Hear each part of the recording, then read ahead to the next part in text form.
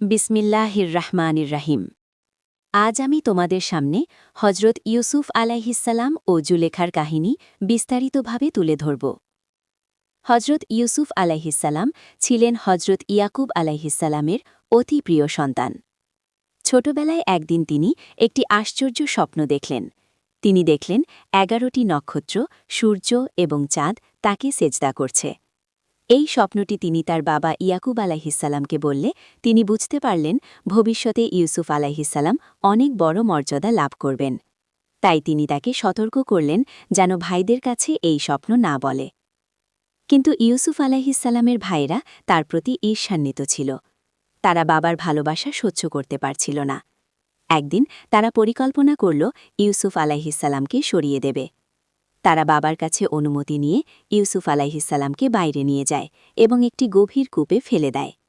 পরে তারা একটি মিথ্যা গল্প বানিয়ে বাবাকে বলে যে ইউসুফকে নেকড়ে খায় ফেলেছে। অন্যদিকে একটি কাফেলা সেই কূপ থেকে ইউসুফ আলাইহিসসালামকে উদ্ধার করে এবং মিশরে নিয়ে গিয়ে তাকে দাস হিসেবে বিক্রি করে দেয়। মিশরের একজন প্রভাবশালী ব্যক্তি যাকে আজিজ বলা হয়, তিনি ইউসুফ আলাইহিসসালামকে কিনে নেন এবং নিজের বাড়িতে লালন পালন করতে থাকেন। আজিজের স্ত্রী ছিল জুলেখা। তিনি ধীরে ধীরে ইউসুফ আলাইহিসসালামের সৌন্দর্য ও চরিত্রে মুগ্ধ হয়ে পড়েন। একসময় তিনি ইউসুফ আলাইহিসসালামকে প্রলোভনে ফেলতে চান, কিন্তু ইউসুফ আলাইহিসসালাম আল্লাহর ভয়ে সেই পাপ থেকে নিজেকে বাঁচিয়ে রাখেন এবং সেখান থেকে পালানোর চেষ্টা করেন। ঠিক সেই সময় দরজার কাছে আজিজ এসে পড়েন। নিজের দোষ থাকতে জুলেখা উল্টো ইউসুফ আলাইহিসসালামের বিরুদ্ধে অভিযোগ করেন। তখন একটি শিশু সাক্ষ্য দেয়, যদি ইউসুফের জামা সামনে থেকে ছেঁড়া হয় তবে তিনি দোষী, আর যদি পেছন থেকে ছেঁড়া হয় তবে তিনি নির্দোষ। দেখা গেল জামাটি পেছন থেকে ছেঁড়া, ফলে ইউসুফ আলাইহিসসালাম নির্দোষ প্রমাণিত হন।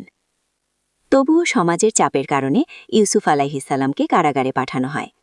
কারাগারে থেকেও তিনি আল্লাহর দাওয়াত দিতে থাকেন এবং বন্দীদের স্বপ্নের ব্যাখ্যা করেন।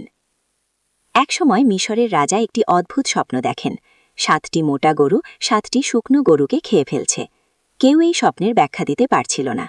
তখন কারাগারে থাকা এক ব্যক্তি ইউসুফ আলাইহিসসালামের কথা রাজাকে জানায়। ইউসুফ আলাইহিসসালাম ব্যাখ্যা দেন, 7 বছর ভালো ফসল হবে, তারপর 7 বছর দুর্ভিক্ষ আসবে। এই ব্যাখ্যা শুনে রাজা খুবই মুগ্ধ হন এবং তাকে মুক্ত করে দেন। পরে তাকে দেশের ভাণ্ডার রক্ষকের দায়িত্ব দেওয়া হয়। এরপর দুর্ভিক্ষের সময় ইউসুফ আলাইহিসসালামের ভাইয়েরা খাদ্যের জন্য মিশরে আসে। তিনি তাদের চিনতে পারেন, কিন্তু তারা তাকে চিনতে পারে না। অবশেষে তিনি নিজের পরিচয় প্রকাশ করেন এবং তাদের সব ভুল ক্ষমা করে দেন। পরে তার বাবা ইয়াকুব আলাইহিসসালামকে মিশরে নিয়ে আসা হয়। তখন তার ছোটবেলার সেই স্বপ্নটি বাস্তবে পরিণত হয়। তার পরিবার তার প্রতি সম্মান প্রদর্শন করে।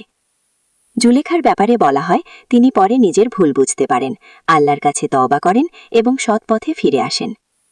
এই কাহিনী আমাদের অনেক শিক্ষা দেয়: ধৈর্য, সততা, আল্লাহর প্রতি ভরসা এবং ক্ষমাশীলতা। কঠিন পরিস্থিতি আসলেও যদি আমরা সৎ পথে থাকি তাহলে আল্লাহ অবশ্যই আমাদের সাহায্য করবেন। ধন্যবাদ।